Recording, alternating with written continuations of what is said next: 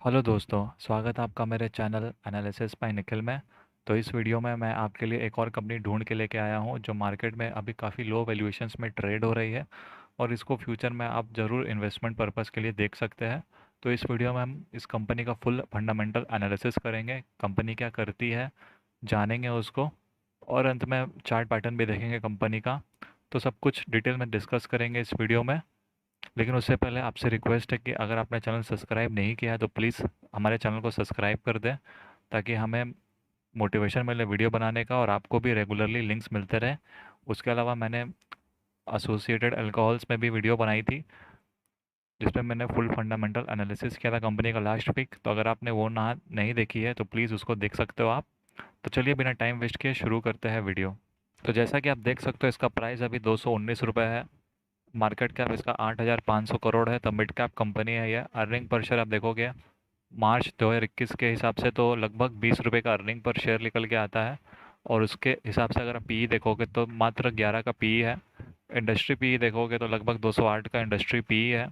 उसके अलावा आप बुक वैल्यू पर शेयर देखोगे, बुक वैल्यू पर शेयर आपका 126 रुपये निकल के आता है। प्राइस टू बुक वैल्यू पर शेयर देखोगे तो मात्र 1.73 निकल के आता है। और डिविडेंड भी लगभग 2% का डिविडेंड यील्ड निकल के आता है। तो आप देखोगे पी काफ़ी कम है कंपनी का। और बुक वैल्यू पर शेयर का जो रेशियो है वो भी काफ़ी कम है, 1.73 है। तो आप बोल सकते हो अभी के टाइम में कंपनी जो है मतलब आपको सस्ते वैल्यूएशंस में मिल रही है। बट सस्ते वैल्यूएशंस में अगेन मैंने पिछले वीडियो में बोला था कि इसका मतलब ये नहीं कि कंपनी अच्छी ही है या आपको लेना ही है इस कंपनी में, ऐसा भी नहीं है। फुल फंडामेंटल एनालिसिस आप देखो, उसके बाद आप डिसीजन लेना वेदर आपको कंपनी में पैसा लगाना चाहिए या नहीं। कंपनी का नाम है रेडिंगटन इंडिया लिमिटेड। तो कंपनी के बारे में थोड़ा सा बेसिक्स जान लेते हैं कि कंपनी क्या करती है, और उसके बाद हम लोग इसका फाइनेंशियल एनालिसिस भी करेंगे। तो आप पढ़ोगे तो देखोगे Redington is a leading distributor of technology and communication products and provider of services and solutions across various emerging markets. The company offering include PC, notebook, tablets, printing solution, server, storage, software, networking solutions, security solutions, smartphones and cloud. तो company जो है एक distributor के तौर पे काम करती है। बेसिकली आप इसको ट्रेडर कंपनी बोल सकते हो या डिस्ट्रीब्यूटर भी बोल सकते हो। तो ये आईटी आईटी से रिलेटेड क्लाउड बेस्ड सर्विसेज हो गई, सॉफ्टवेयर्स हो गए, नेटवर्किंग सॉल्यूशंस हो गई, कंप्यूटर की सिक्योरिटी वाली चीज़ें हो गई। उसके अलावा आईटी से रिलेटेड प्रोडक्ट्स जो हार्डवेयर होते हैं, PC, notebook, tablet, printing, printers, phones, इस तरह की चीज़ें को ये सप्लाई करती है, डिस्ट्रीब्यूट करती है। और काफ़ी अच्छे क्लाइंट्स है इसके, I mean clients, I mean जो इनका जो टाई अप है, काफ़ी टॉप ब्रांड्स वर्ल्ड के जितने भी है सबसे इनका टाई अप है। और उन सब के प्रोडक्ट्स जो है ये कंपनी डिस्ट्रीब्यूट करती है। चाहे आप एप्पल बोल लो, चाहे माइक्रोसॉफ्ट बोल लो, चाहे आप गूगल बोल लो, सबके प्रोडक्ट्स के कंपनी डिस्ट्रीब्यूट करती है इंडिया में और विदेशों में भी। तो आप बोल सकते हो काफ़ी अच्छा बिजनेस मॉडल है, काफ़ी इम्प्रेसिव बिजनेस मॉडल देख के लगता है। Besides India and Turkey, its operation span across market in South Asia, Middle East and Africa. As a premier distributor for many global technology vendors, it leveraged a powerful network of thousands of channel partners. तो India Turkey के अलावा ये south Asia, middle east and Africa में भी अपने products को distribute करती है, अपने नहीं मतलब दूसरे ग्लोबल वेंडर्स के। और आप देखोगे सारे ग्लोबल टेक्नोलॉजी वेंडर प्रीमियर यानी कि टॉप ब्रांड्स जो वर्ल्ड के हैं सबके प्रोडक्ट्स से डिस्ट्रीब्यूट करती है। जैसे मैंने आपको बताया Google, Apple, Microsoft, OnePlus, Motorola, इन सब कंपनीज की ये डिस्ट्रीब्यूटर है। उसके अलावा आप देखोगे through two wholly owned subsidiary companies, it also operates in the field of third party logistics and supply chain solutions, and in the field of repair and maintenance of technology products and infrastructure. तो इनका दो subsidiary company भी है जो कि logistics और supply chain में भी काम करती है, यानी कि जो कोरियर सर्विस होती है उस तरह की इनकी जो सब्सिडरी कंपनी है वो भी है। उसके अलावा ये सर्विस भी देती है, प्रोडक्ट्स की रिपेयर एंड मेंटेनेंस की, सर्विसिंग का भी ये जो सर्विस है वो देती है। These adjacencies allow the company to widen its coverage of technology distribution value chain. Today, new age technologies like artificial intelligence, robotics, big data analytics, Internet of Things, and 5G communications are opening new possibilities and new opportunities for the tomorrow. तो AI, robotics, 5G से इन company का business जो है future में और आगे बढ़ सकता है, ये कंपनी का कहना है। तो ओवरऑल आपको पढ़ के कंपनी का जो बिज़नेस है उसका आइडिया लग गया होगा, बट फिर भी मैं आपको थोड़ा सा डिटेल में और जाना चाहता हूँ इसको, ताकि आपको फुल्ली आइडिया हो जाए कि कंपनी क्या करती है। और फिर हम लोग इसका फाइनेंशियल्स भी देख लेंगे। तो देखोगे तो इनका चार मेन बिजनेस है। वो एक डिस्ट्रीब्यूशन का हो गया, जिसमें ये सॉफ्टवेयर्स हो गए, टैबलेट्स हो गए, कंप्यूटर्स हो गए, इस तरह की चीज़ें जो है कंपनी डिस्ट्रीब्यूट करती है। सॉफ्टवेयर्स में अगेन सॉफ्टवेयर्स में भी काफ़ी तरह की चीज़ें हैं। इसमें नेटवर्किंग की डिवाइसेस हो गए, स्टोरेज डिवाइसेस हो गए, इसमें आपके क्लाउड बेस्ड की चीज़ें हो गई, सिक्योरिटी से रिलेटेड चीज़ें हो गई कंप्यूटर की, उस तरह की चीज़ें ये सप्लाई करते हैं बड़े बड़े कंपनीज़ को। उसके अलावा पीसी, टैबलेट्स, मोबाइल फ़ोन्स, इस तरह की चीज़ें ये कंपनी डिस्ट्रीब्यूट करती है। तो ये पूरा डिस्ट्रीब्यूशन मॉडल इस कंपनी का इस तरीके से बन जाता है। उसके अलावा सर्विसेज में कंपनी क्लाउड बेस्ड सर्विसेज जितनी भी होती है दूसरे कंपनीज़ को वो ये सर्विस प्रोवाइड करती है। उसके अलावा जो ये डिस्ट्रीब्यूट करते हैं प्रोडक्ट्स, उसका सर्विसिंग का भी काम ये कंपनी करती है। तो सर्विसिंग में आपका ये सब आ जाएगा। उसके अलावा लॉजिस्टिक्स में जैसे मैंने आपको बताया इसकी 2 सब्सिडरी है, तो उसके थ्रू ये लॉजिस्टिक्स का भी काम करती है।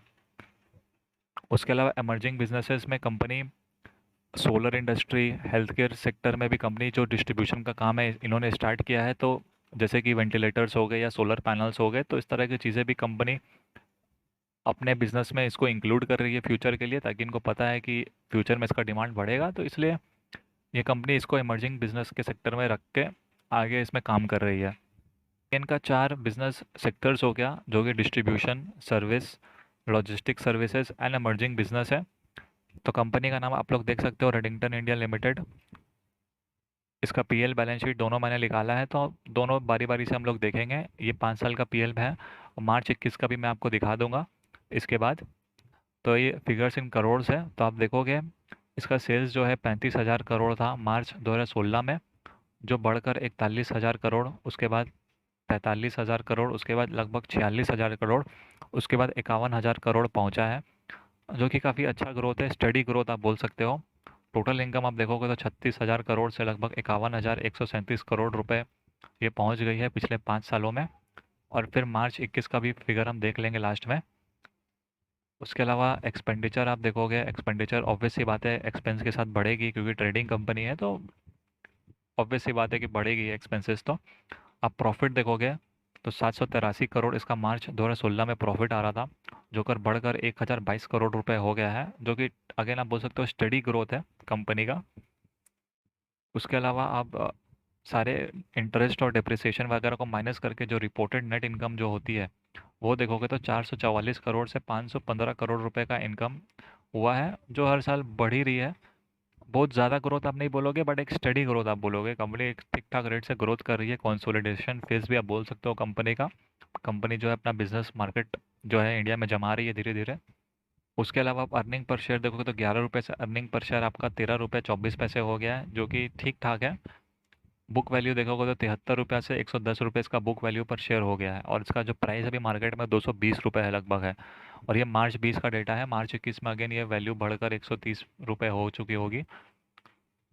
तो काफ़ी कम आपको बुक वैल्यू के कंपैरिजन में काफ़ी कम वैल्यू में आपको शेयर मिल रहा है। और अर्निंग पर शेयर भी कंपनी का ठीक ठाक है, 13 रुपये 24 पैसा, जो कि अभी मार्च 21 में बढ़ा होगा, तो उसको भी देख लेंगे। तो काफ़ी कम वैल्यूएशंस में कंपनी आपको मिल रही है। तो ओवरऑल पीएल जो कंपनी का है वो काफ़ी ठीक ठाक है। आप बोल सकते हो एक स्टडी ग्रोथ कंपनी ने दिखाया है पिछले 5 सालों में। मार्च 21 का भी रिजल्ट हम देख लेंगे, तो उसके हिसाब से फिर हम एक लेटेस्ट कंपैरिजन कर लेंगे लेटेस्ट डेटा के हिसाब से। बट ओवरऑल पीएल में कुछ गड़बड़ नहीं है, बिल्कुल ठीक ठाक है पीएल, कंपनी ने अच्छा ग्रोथ दिखाया है। तो बिना टाइम वेस्ट किए इसका बैलेंस शीट भी देख लेते हैं एक बार। अगेन इसका आप बैलेंस शीट देखोगे तो 5 साल का मैंने निकाला है, मार्च 20 तक का ये पीएल बैलेंस शीट है। ये मार्च 21 का मैं आपको दिखा दूंगा, इसके कंपनी के जो रिजल्ट्स आए थे मार्च के उसके हिसाब से। तो आप देखोगे इसका इक्विटी शेयर कैपिटल सेम ही है लगभग, थोड़ा बहुत इन्होंने चेंज किया है।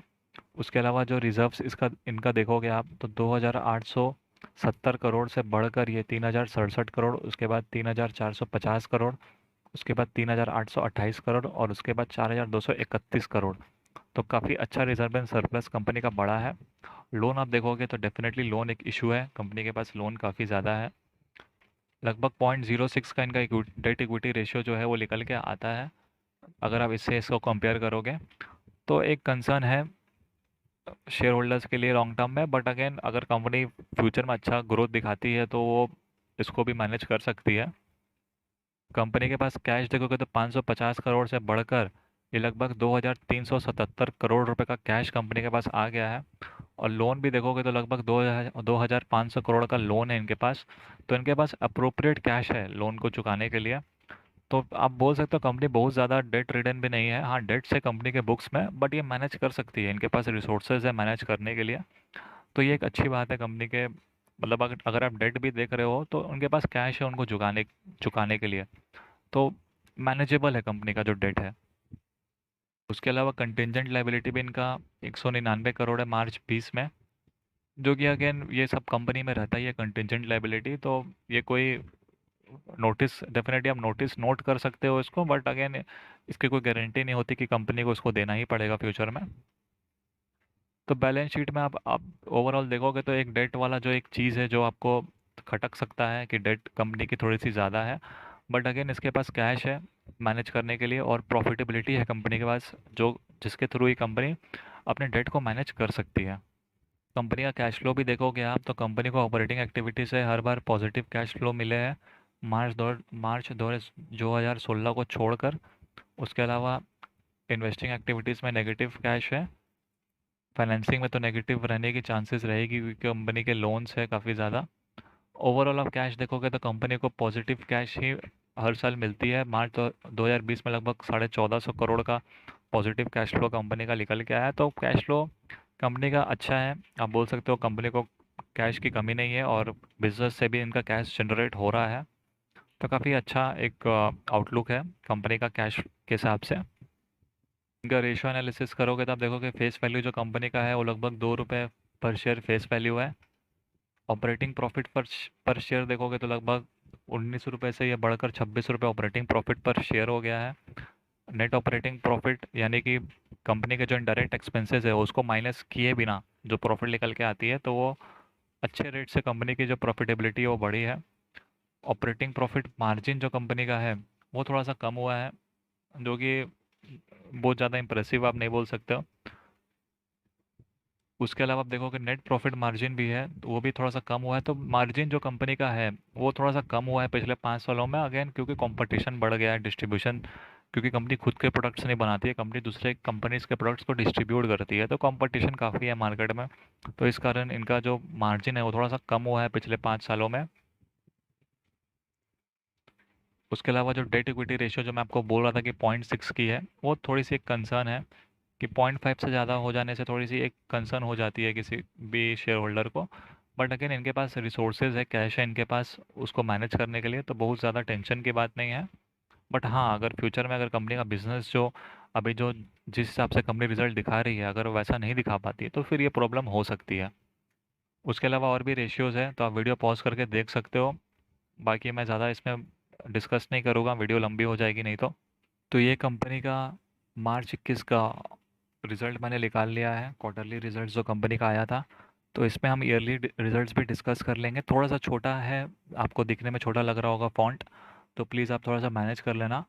तो आप देखोगे तो ये आपका मार्च 21 का क्वार्टरली रिज़ल्ट है, ये वाला, और ये आपका मार्च 20 का क्वार्टरली रिज़ल्ट है। तो क्वार्टर ऑन क्वार्टर बेसिस में अगर आप कंपेयर करोगे तो फटाफट टोटल इनकम आप देखोगे तो 12,677 करोड़ से 15,530 करोड़ रुपए इसका इनकम हो गया, टोटल इनकम। तो आप देखोगे काफ़ी अच्छा ग्रोथ हुआ है। और उसके बाद एक्सपेंस माइनस करने के बाद आप देखोगे जो प्रॉफिट है वो 170 करोड़ से बढ़कर 384 करोड़ हो गई है। तो लगभग डबल हो गया इनका। मार्च 2020 के क्वार्टर का जो रिजल्ट था उसका जो प्रॉफिट था वो सीधा डबल हो गया मार्च 21 में। तो आउटस्टैंडिंग रिजल्ट्स आप बोल सकते हो कंपनी का। प्रॉफिट बिफोर टैक्स देखोगे तो अगेन 166 से 384 करोड़ बिल्कुल डबल है। आफ्टर टैक्स एडजस्टमेंट्स 126 करोड़ से 303 करोड़ बढ़ गया ये। तो बहुत ही ज़बरदस्त ग्रोथ कंपनी ने दिखाया है क्वार्टरली रिजल्ट्स में मार्च 21 का। उसके अलावा अर्निंग पर शेयर आप देखोगे कंपनी का सब कुछ आप इसमें से सारे एडजस्टमेंट्स करने के बाद जो अर्निंग पर शेयर है तो 3 रुपये 6 पैसे का मार्च 20 में अर्निंग पर शेयर था, जो कि बढ़कर 7 रुपये 76 पैसे हो गया है। बहुत ही ज़बरदस्त कंपनी ने रिजल्ट आप दिखाया दिखाया है मार्च क्वार्टर, आप बोल सकते हो। और यही सेम चीज़ मार्च 20 से मार्च 21, मतलब full year on year basis में अगर आप कंपेयर करोगे, यहाँ पर ईयर ऑन ईयर का भी रिजल्ट्स है। तो जैसे कि मैंने आपको पीएल में दिखाया था कि मार्च 20 में इनका अर्निंग पर शेयर 13 रुपये 24 पैसे था, वो बढ़कर 19 रुपये 40 पैसे हो गया है। तो बहुत ही ज़बरदस्त, लगभग 50% का इन्होंने इनकम में ग्रोथ कर लिया है पिछले 1 सालों में। मार्च 20 और मार्च 21 को अगर आप कंपेयर करोगे तो लगभग 50% का इन्होंने अर्निंग पर शेयर में ग्रोथ किया है, जो कि आउटस्टैंडिंग रिजल्ट्स आप बोल सकते हो कंपनी का। अगर फ्यूचर में कंपनी इसी तरीके से ग्रो करेगी तो शेयर होल्डर्स की तो लॉटरी लग जाएगी। तो बहुत ही अच्छा रिजल्ट आप बोल सकते हो, क्योंकि कोरोना का टाइम था, बिजनेस काफ़ी अफेक्ट हुआ होगा कंपनी का, बट अगेन कंपनी ने आउटस्टैंडिंग रिजल्ट्स दिए हैं। तो बोल सकते हो फ्यूचर में काफ़ी ज़्यादा पोटेंशियल इस कंपनी से निकल के आ सकता है। तो एक बार फटाफट मैं आपको इस कंपनी का चार्ट पैटर्न भी दिखा सकता हूँ। तो आप देख सकते हो फ्राइडे को इसका जब रिजल्ट आया था, थर्सडे को शाम को, तो उसके बाद फ्राइडे को क्योंकि इतना ज़बरदस्त रिजल्ट था तो कंपनी ने 20% का अपर सर्किट टच कर लिया था सीधा खुलते ही। तो क्योंकि रिजल्ट ही इतनी अच्छी थी तो ऑब्वियस सी बात है कि क्योंकि प्रॉफिट लगभग 2 गुना हो गया था, 2 गुना से भी ज़्यादा प्रॉफिट हो गया था कंपनी का क्वार्टर ऑन क्वार्टर बेसिस में। तो ऑब्वियस सी बात है अपर सर्किट लगना ही था। उसके अलावा आप देखोगे पिछले 1 महीने का, तो अगेन ये अपर सर्किट के कारण काफ़ी ज़्यादा अप ट्रेंड दिखा रहा है। पिछले 6 महीने का देखोगे तो 6 महीना पहले कंपनी का शेयर का दाम 130-135 रुपये था। 1 साल का आप देखोगे चार्ट पैटर्न, तो लगभग 93-94 रुपये आपको पिछले 1 साल पहले मिल रही थी। 5 साल का चार्ट पैटर्न देखोगे तो 111 रुपये से अगेन ये अप ट्रेंड में ही है कंपनी। 100 रुपये की कंपनी थी 5 साल पहले, जो बढ़कर अभी 220 रुपये हो गई है। और थैंक्स टू मार्च क्वार्टर का जो रिजल्ट आया था, बहुत ही आउटस्टैंडिंग रिजल्ट दिया था, जिस कारण इन्होंने इसने 20% का अपर सर्किट टच किया है। और देखोगे 2007 से कंपनी लिस्टेड है, तो बहुत पुरानी कंपनी है। ऐसे तो कंपनी 1993 की 1993 की कंपनी है ये, बट लिस्ट 2007 में हुई थी। उस टाइम 32 रुपये इसका प्राइस था, जो कि अभी बढ़कर 220 रुपये पहुंच गया है। और ये अपर सर्किट हो सकता है, कंटिन्यू भी हो सकता है, या फिर अप ट्रेंड चल सकता है अभी आने वाले वक्त में भी, क्योंकि क्वार्टरली रिजल्ट इतने ज़बरदस्त कंपनी ने दिए हैं। और अगर जून या सितंबर के भी रिजल्ट्स अगर अच्छे रहेंगे तो कंपनी का वैल्यू कहीं भी जा सकता है। 220 से 400 500 भी हो सकता है, कोई गारंटी नहीं है इसकी। इसका शेयर होल्डिंग पैटर्न देखोगे तो जी हाँ, इसके प्रमोटर कोई भी नहीं है, 0% प्रमोटर के होल्डिंग है। फॉरेन इंस्टीट्यूशनल इन्वेस्टर्स जो है, जो इस कंपनी में 42% होल्ड करते हैं। उसके अलावा जो पब्लिक है वो 42% होल्ड करती है, और डोमेस्टिक जो म्यूचुअल फंड्स है वो 16% इसमें होल्ड करती है। तो आप बोल सकते हो आईटीसी और लार्सन एंड टू एलएनटी के तरह ये भी एक नो प्रमोटर कंपनी है, जो कि फॉरेन इंस्टीट्यूट के द्वारा मैनेज की जा रही है। आप देख सकते हो फॉरेन इंस्टीट्यूशनल इन्वेस्टर्स ने कंपनी में स्टेक 34% से बढ़ाकर हर एक क्वार्टर ऑन क्वार्टर में 42% कर लिया है। तो फॉरेन इंस्टीट्यूशन जो है इसमें अपना स्टेक बढ़ा रही है हर क्वार्टर ऑन क्वार्टर बेसिस में। ओवरऑल एनालिसिस से आप ये बोल सकते हो कंपनी का जो पीएल बैलेंस शीट है काफ़ी अच्छा है। मार्च 21 का जो रिजल्ट्स था फुल ईयर ऑन ईयर का, बहुत ही ज़बरदस्त रिजल्ट्स था, और उस रिजल्ट के बेसिस में आप बोल सकते हो कंपनी फ्यूचर में भी अच्छा कर सकती है। और अगर कंपनी फ्यूचर में अच्छा करेगी तो इनका शेयर होल्डर्स को बहुत ही ज़्यादा फ़ायदा होगा, और काफ़ी ज़्यादा स्कोप है कंपनी के पास, क्योंकि क्योंकि इनका जो बिज़नेस मॉडल है उसमें पोटेंशियल है ग्रो करने का। और इसीलिए फ्यूचर में हो सकता है कंपनी और भी ज़्यादा बिजनेस अपना ग्रो कर ले। और अभी के टाइम में कंपनी मात्र आपको 14-15 की पीई रेशियो में मिल रही है। तो अगर इनका फ्यूचर में बिजनेस ग्रो करता है, और तो इसका जो वैल्यूएशन है वो काफ़ी अट्रैक्टिव लग रहा है अभी के टाइम पे। तो आप डेफिनेटली, अगर आप इसमें इन्वेस्टेड हो तो आप डेफिनेटली इसको होल्ड करके रखो, क्योंकि फ्यूचर में अगर इनका क्वार्टरली रिजल्ट्स अगर अच्छा हुआ तो इसके वैल्यूएशंस कहीं भी जा सकते हैं। और अगर आप इसमें नए एज अ न्यू इन्वेस्टर इसमें घुसना चाहते हो, इस कंपनी में इन्वेस्ट करना चाहते हो, तो ये ज़रूरी है कि आप सारा इन्वेस्टमेंट अभी ना कर लो इस कंपनी में। अगर आपके पास 100 रुपये है या 200 रुपये है, फॉर एग्जांपल मैं बता रहा हूँ, तो आप सारे के सारे पैसे अभी मत इन्वेस्ट करो, उनका उसका 20-30% आप अभी इन्वेस्ट करो। और फिर रिजल्ट्स देखो कंपनी का। मान लो जून क्वार्टर का जो जो रिजल्ट्स है वो जुलाई में आएगा इस ईयर, तो उसका रिज़ल्ट देखो, अगर वो अच्छा निकल के आता है तो फिर थोड़ा सा और पैसे इन्वेस्ट करो। फिर सितंबर का रिज़ल्ट देखना, अगर अच्छा निकल के आता तो और पैसे इन्वेस्ट करते जाना उसमें। तो सारे पैसे अभी एक बार में मैं आपसे एडवाइस दूंगा कि नहीं डालने के लिए। बट हाँ, अगर जो इन्वेस्टेड है वो तो डेफिनेटली इन्वेस्टेड रह सकते हैं कंपनी में, क्योंकि उन्होंने ऑब्वियसली फ्राइडे को 20% गेन किया होगा इस कंपनी से अपर सर्किट में। मैंने खुद से गेन किया है इस कंपनी में 20%। अगेन ये वीडियो जो है मैं एज एन एजुकेशनल पर्पस ही बना रहा हूँ। इन्वेस्ट करने से पहले अपने फाइनेंशियल एडवाइज़र से ज़रूर सलाह करें, या अपनी खुद की स्टडी ज़रूर करें कि आपको इन्वेस्ट करना चाहिए या नहीं। तो वीडियो अगर अच्छी लगी हो तो प्लीज़ चैनल को सब्सक्राइब कर देना, क्योंकि मैक्सिमम लोगों ने चैनल सब्सक्राइब नहीं किया है। तो please subscribe to my channel and like the video.